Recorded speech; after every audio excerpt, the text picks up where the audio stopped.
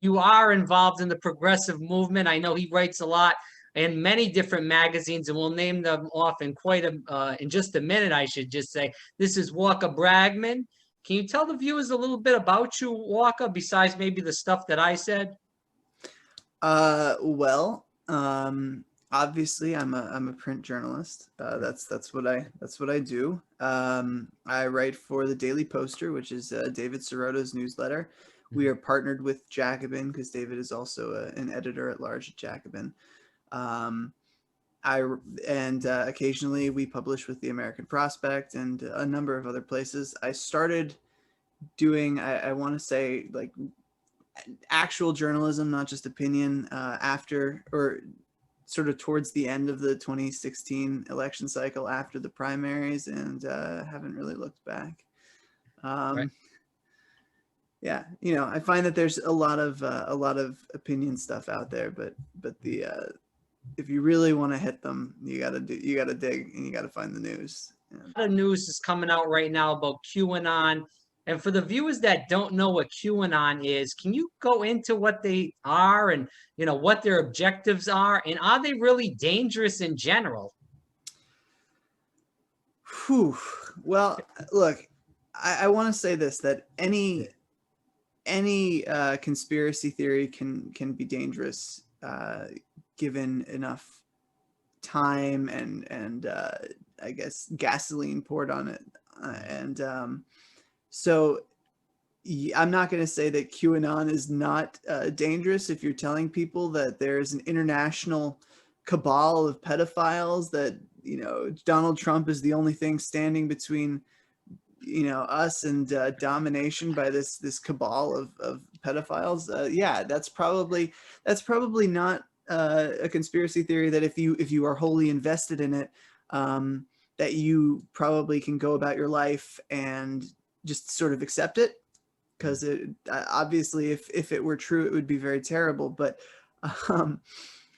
yeah, I mean, it's one of the crazier theories out there, conspiracy theories, and it started from what I've seen. It started around 2017 on 4chan, or the equivalent, the politics section of 4chan.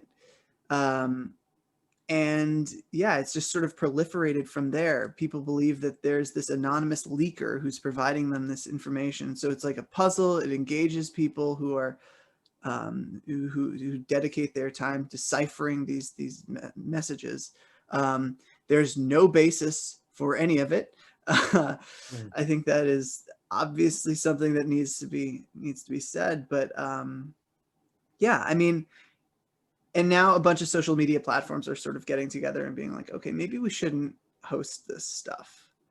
I want to know what your take is on the Hunter Biden laptop issue that just came out. My thing is, first of all, I'm not a Joe Biden person. I told you I voted for Bernie Sanders in 2016 and 2020. But when we look at Hunter Biden in the laptop issue, Rudy Giuliani is not the most crediblest person in the world. And there was been reports about this computer person that got the laptop.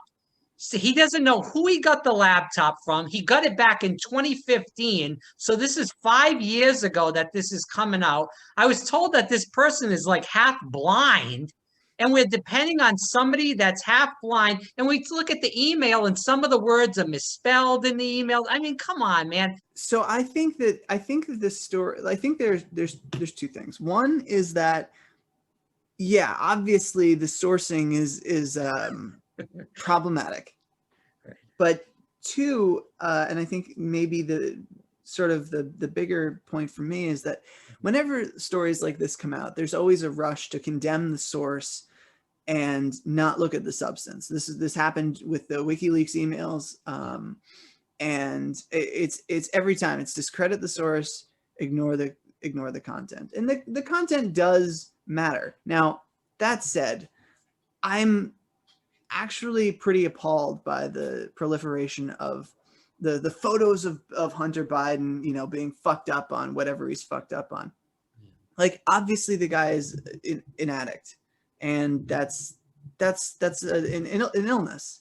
Yeah. And it's something that millions of Americans deal with. And I don't think shaming that is in any way helpful, or even within the bounds of acceptability. For me, I'm pretty disgusted by that. But the corruption issue, like, I don't think anybody would be surprised that Biden is, like, we've known that his family sort of cashes in on his name for decades.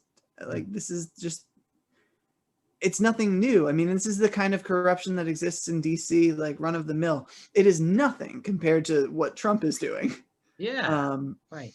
So it's a little, it's funny that Trump is, so focused on this. Like, look at how bad this is. It's like, dude, you're like, Yeah. what? Well, no one's saying, Walker, that, Joe Biden is Jesus Christ. We know what he's done. We know the crime bill, that he was pushing the TPP in 2016.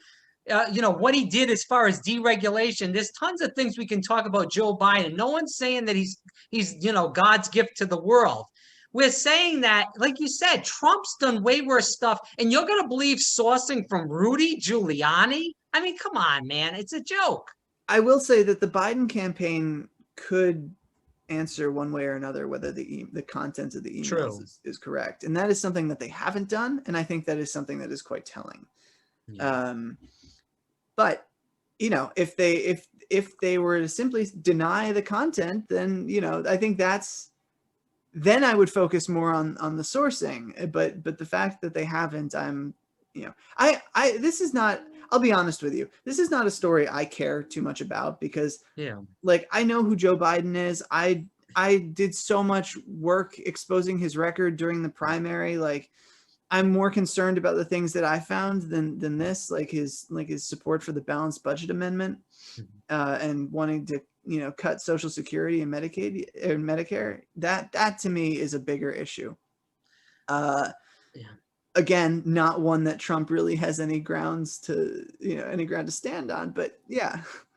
With that said, what is your take on election 2020 so far? Do you think that something like the Hunter Biden issue could steer up these Trump people to really push out more independents, maybe for Trump now, because they saw that this story was blocked on Twitter too? And I think Facebook. that the blocking of it on Twitter was a bigger deal than the actual story. Okay. Do I think it's going to swing the election? Probably not. I agree with you, by the way. I'm in New York and I'm voting for Biden. I don't think my fiance would tolerate it if I voted Green this year. I happen to agree. I think that this is a much bigger deal election. If for no other reason than the census, it's a pretty big deal. I've been on this soapbox about the census since 2015. So it's, for me, it would be pretty hypocritical if I were like, yeah, it doesn't fucking matter. It does. Even though I don't think anything is really going to change with Biden, I think that his handling of the pandemic will be worlds better, and that matters. Right. So let's go into a Biden administration. If Joe Biden does win, which it does look like he's going to win by the polls, what do you expect? I mean, we know he said that nothing will fundamentally change. He said it multiple times.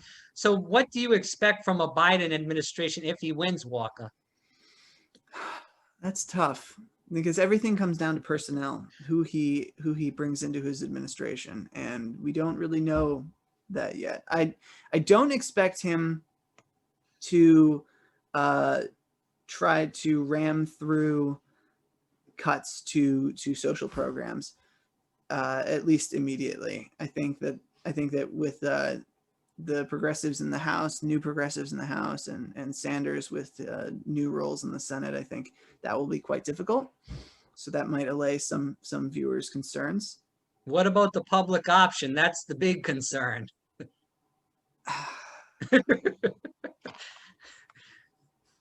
I don't have much faith that Biden is going to deliver on a public option. And I don't have much faith that he'll deliver on a lot of his promises. I think we'll probably re-enter the Paris Climate Accord.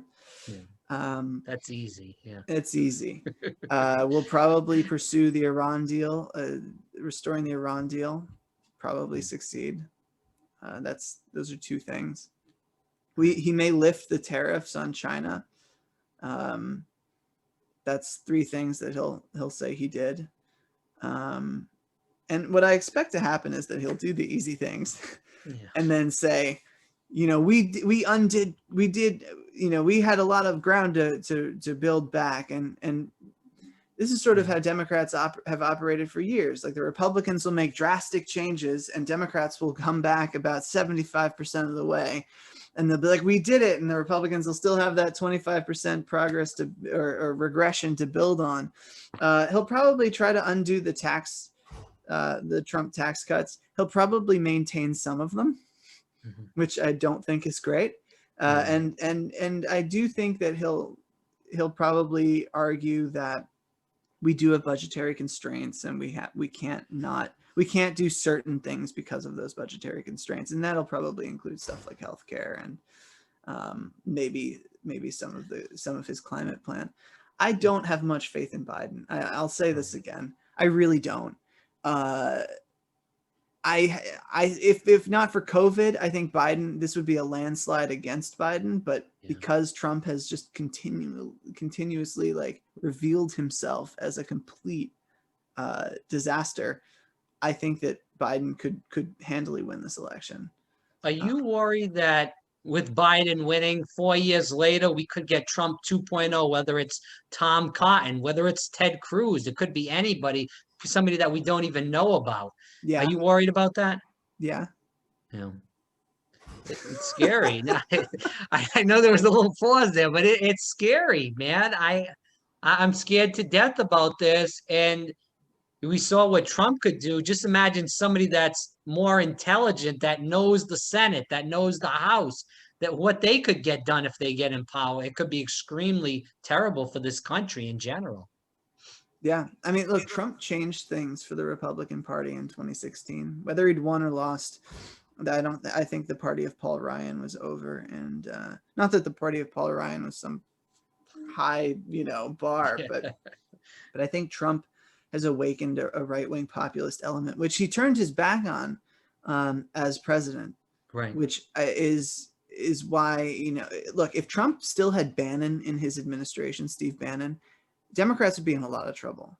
If Trump had kept him in and he'd called the shots. And this is something that I've, talked about with people from the Sanders campaign, and there's some agreement with the folks that I've talked to that Bannon was really the threat. And once Bannon was out, Trump sort of shot himself in the foot. But yeah, I do worry that there will be a competent fascist, somebody way worse. That's my greatest concern besides climate change. Yeah, no, I hear you. So I want to talk with the last three questions of the interview about 3 articles that you wrote about, or 2 articles rather, that you wrote about with David Sirota. So we talk about Amy Coney Barrett, and she could be confirmed within the next couple of weeks, if not before that. With that said, she is a climate denier. Her dad was a lawyer at Shell Oil for quite a long time. So and you wrote about this in your article, how bad is she going to be for climate issues if she does get put, which she probably will be, put into the Supreme Court? So this is a little bit in the weeds, because right now there's a case that's coming before the Supreme Court to see if public nuisance claims against fossil fuel companies for climate change can be adjudicated by state courts. If they can, that's a huge win for the climate movement and holding these companies accountable. If they can't, that means that it's foreseeable that a climate case, a public nuisance case, could be heard before the Supreme Court. And if you want to prove damages and the justices don't believe in climate science, you're gonna have a hard time doing that. So yeah, I think that she would be really bad. Look, she's gonna get confirmed. Yeah. I think she's gonna get confirmed, and I think the only answer to it is court packing or rotating justices off the bench.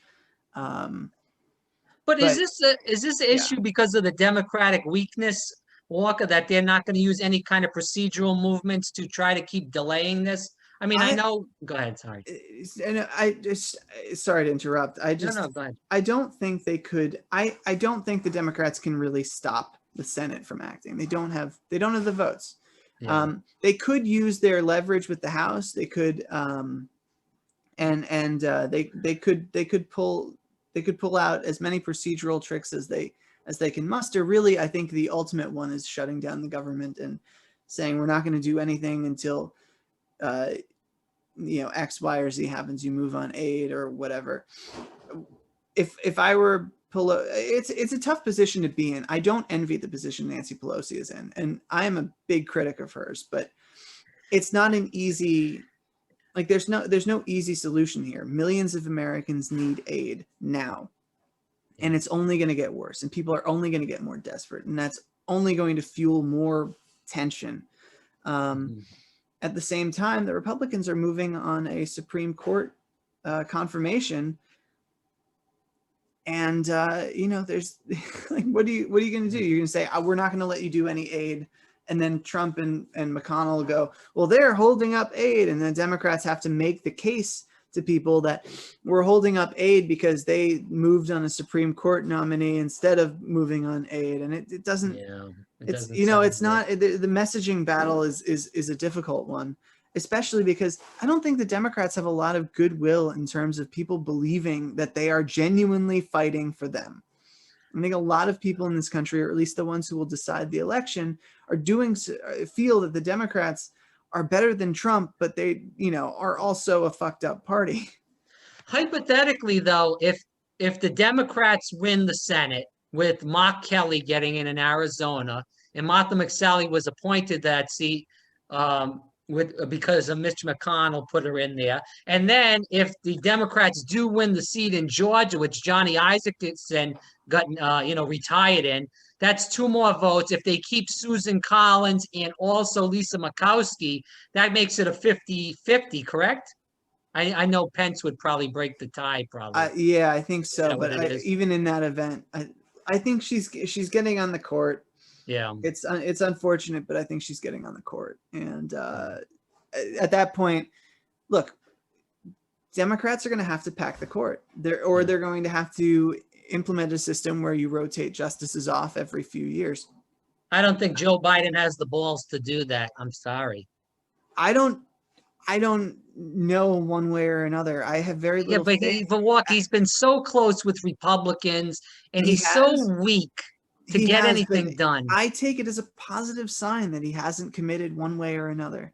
I think that for me, that is like, that's a good thing, because that leaves leverage to, we can, I don't think we can push Joe Biden left. I agree with people who say it's laughable, but on this issue, I think Joe Biden is movable, or at least, considering seriously changing, the Supreme Court. But it all starts with the legislature. We need the legislature. Matt Stoller makes this point all the time, that we're only focused on the courts because people have forgotten what it looks like when Congress exercises its power. And I think that is very true.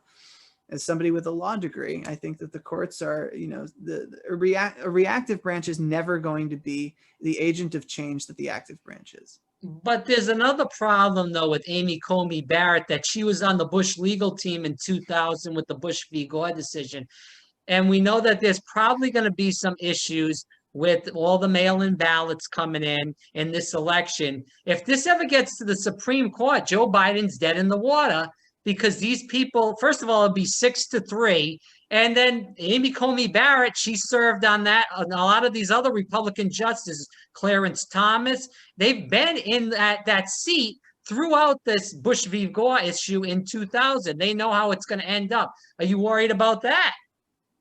Yeah, obviously, yes. I think that's troubling. I'm also buoyed, I guess, by reports that early voting is favoring Democrats right now, and it's pretty big. This could be a huge election for the Democratic Party. It really could. They could also lose. It's also possible that they could lose. But yeah, look, if the margins are big, it won't matter. if they're tight, you should have gone with a candidate who wouldn't have tight margins with Trump after Trump royally fucked up a pandemic. And there's a lesson in that, and maybe we should fucking learn it, you know. But the Democrats, if Joe Biden wins in big margins, the Democrats are going to take this as a lesson to say, we won because we got the Republican votes. We won because we went with the moderate. Bernie Sanders, no chance in hell he would have won. We both agree they're starting from that position, right? They're starting from the position that it doesn't, that like, this is whatever the result is, it's proof that progressives are bad, and you don't need to cater to it. So if they lose, it's going to be because progressives didn't turn out and progressives are bad and they cost us the election, or it's going to be because Joe Biden got branded a socialist and that was really damaging. If he wins, if Biden wins, it's going to be, well, we did it with the moderates, as you said. So how does the progressives change the narrative then if Joe Biden gets elected with the majority in the Senate and the House? You point out the fact that even before Trump, when Trump took office, 71% of workers were living paycheck to paycheck, and that it's only gotten worse. 40% of Americans in 2019 struggled to afford basic necessities, and COVID exacerbated all of that shit. Right. So I think that the way that they win the argument is they take it out of electability and talk about, necessity, talk about it in terms of necessity. What do we need to do as a country? And how quickly do we need to do it? Because the longer we wait, the longer we push small reforms, the more people are going to suffer, the more people are going to die, the more people are going to end up homeless, the more people are going to end up, taking their own lives. Like, I agree. It's outside of the realm of politics. All of this stuff has a very clear answer. Like, we need to provide for people in a way that our government hasn't in many years, or if ever. This is a historic moment. And when climate change really comes to bear on this country, we are, the need will even be greater. So acting now is a preventative. My thing is with voting in Pennsylvania. Obviously, we know that's going to be a big swing state. I know you just wrote an article on that a couple of weeks back. Can you talk about this? We hear a lot about the naked ballot. You got to mail it in one envelope, sign this, mail this in. It's really crazy. So can you talk about that and even the disenfranchisement of votes in Pennsylvania in general? Yeah. So, look, the naked ballot is a mailed-in ballot. And Pennsylvania requires 2 envelopes. One is the addressed envelope where you put your name and everything, and then the other one holds your ballot, and that is blank. It doesn't have any identifying information on it. And so that way people there's an extra layer of privacy.